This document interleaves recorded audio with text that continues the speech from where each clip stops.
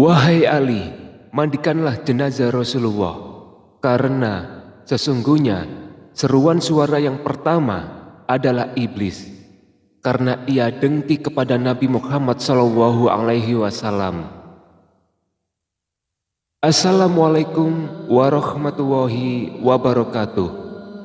Sahabat Saf TV yang beriman, Nabi Khidir ikut takziah dan menjaga jenazah Nabi Muhammad SAW dari kejahatan iblis. Nabi Muhammad SAW wafat pada hari Senin 12 Rabiul Awal tahun 11 Hijriah atau 633 Masehi pada usia 63 tahun. Isyarat dekatnya ajal Rasulullah dimulai ketika Nabi Muhammad SAW beriktikaf di bulan Ramadan tahun 10 Hijriah dan malaikat Jibril mengulang bacaan Al-Quran hingga 2 kali dalam 1 tahun bersama dengan Rasulullah SAW.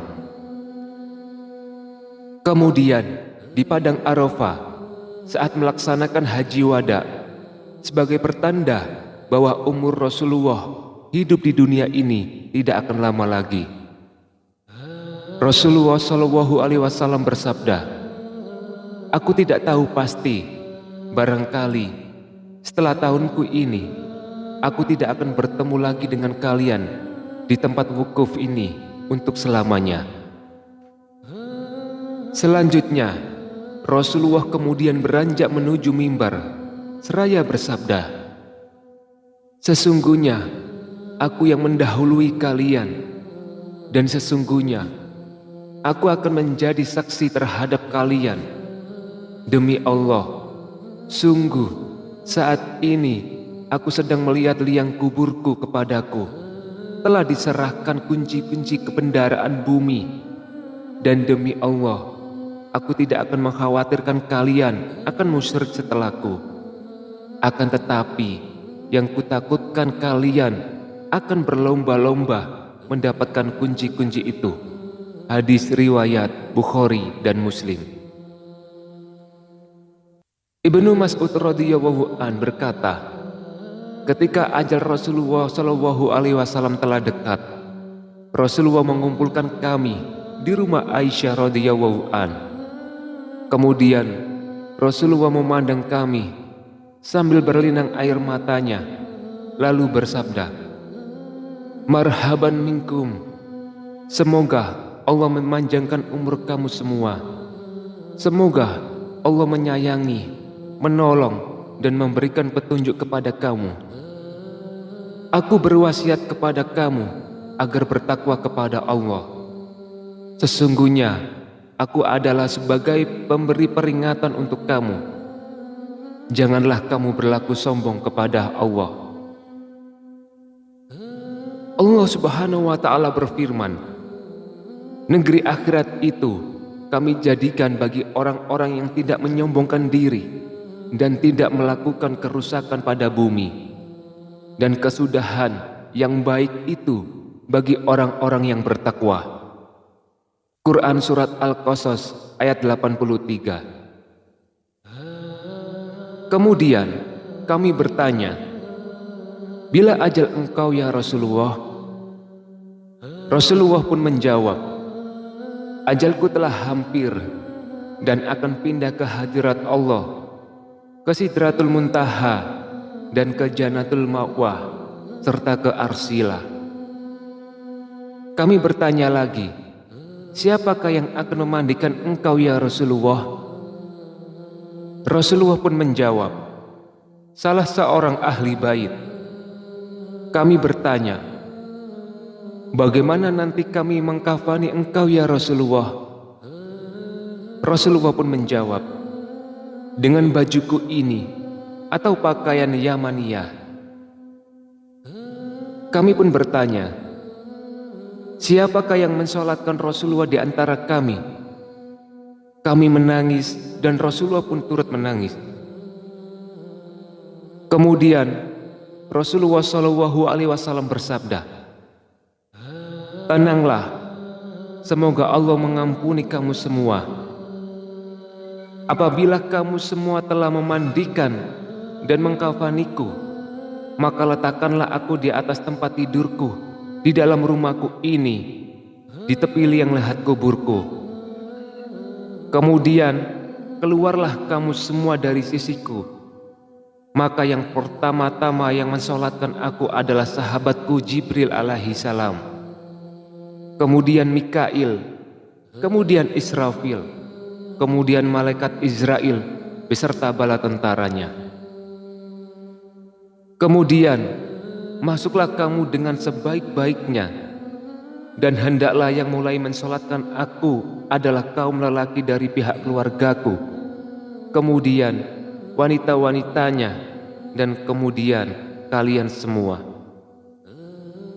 Dalam kitab Duratun Nasihin, Utsman bin Hasan bin Ahmad Asy-Syakiri Al-Kubawi dikatakan, setelah wafatnya Nabi Muhammad SAW, muncullah sebuah kejadian gaib. Waktu itu, sahabat Ali meletakkan jenazah Rasulullah di atas dipan untuk dimandikan. Namun, tiba-tiba muncullah suara gaib yang terdengar dari sudut rumah, dan suaranya sangat keras.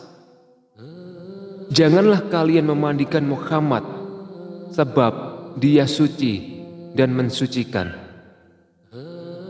Sahabat Ali lantas sedikit terpengaruh dengan suara itu. Lalu Ali bertanya, "Siapakah kamu?" "Sungguh, Nabi telah menyuruh kami memandikan jenazahnya." Kemudian tiba-tiba muncullah dan terdengar seruan lainnya yang berkata, "Wahai Ali, mandikanlah jenazah Rasulullah, karena sesungguhnya seruan suara yang pertama adalah iblis, karena ia dengki kepada Nabi Muhammad dan bermaksud agar Nabi Muhammad masuk ke dalam kuburnya dalam kondisi tidak dimandikan." Sahabat Ali lantas berkata, "Semoga Allah membalas kebaikan kepadamu, sebab engkau telah memberitahuku bahwa itu adalah iblis." "Lalu siapa sebenarnya Anda?"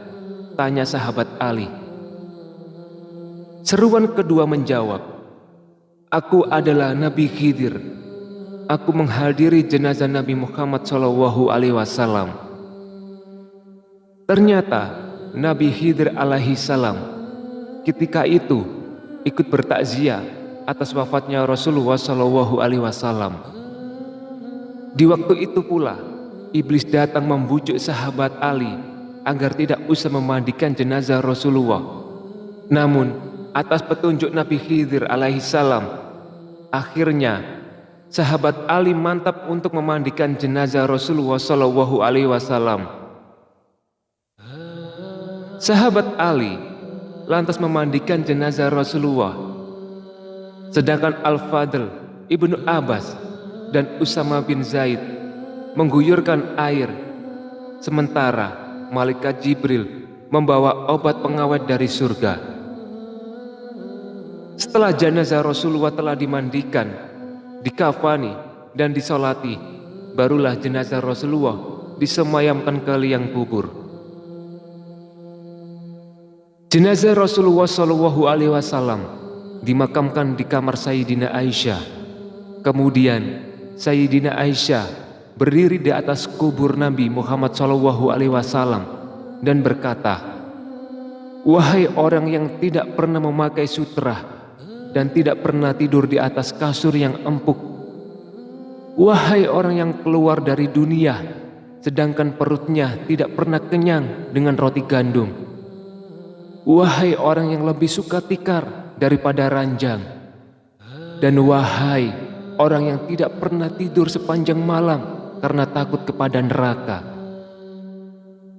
Ibnu Rajab mengatakan, saat Rasulullah wafat, kaum muslimin tercengang hebat. Ada yang tercengang hingga tak sadarkan diri. Adapun yang tidak bisa berkata-kata. Ada yang tidak mau lagi tinggal di Madinah seperti Bilal bin Rabah. Bahkan ada yang meminta kepada Rasulullah agar matanya dibutakan oleh Allah Subhanahu wa Ta'ala, karena dia hanya ingin orang yang terakhir ia lihat adalah Rasulullah, dan dia adalah Abdullah bin Zaid. Dan ada pula yang mengingkari kematian Rasulullah, seperti halnya Umar bin Khattab. Sayyidina Aisyah menuturkan bahwa setelah Rasulullah wafat, muncullah kemunafikan di berbagai wilayah. Sebagian orang Arab murtad, serta orang-orang Yahudi dan Nasrani mengangkat pemimpin mereka. Kaum muslimin ketika itu laksana kambing kehujanan di malam hari. Karena kehilangan Nabi Muhammad SAW, dan Allah Azza wa Jal menyatukan mereka kembali dengan kekhalifahan Abu Bakar.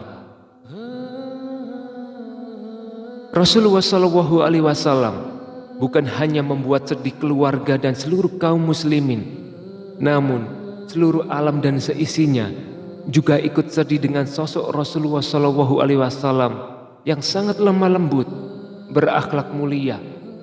Tentu sangat dirindukan dan tidak akan tergantikan di dalam hati para pencintanya, dan syafaatnya sangat diharapkan umatnya di akhirat kelak. Semoga kelak kita senantiasa dapat meneladani akhlak mulia Rasulullah SAW. Amin ya robbal alamin. Wassalamualaikum warahmatullahi wabarakatuh.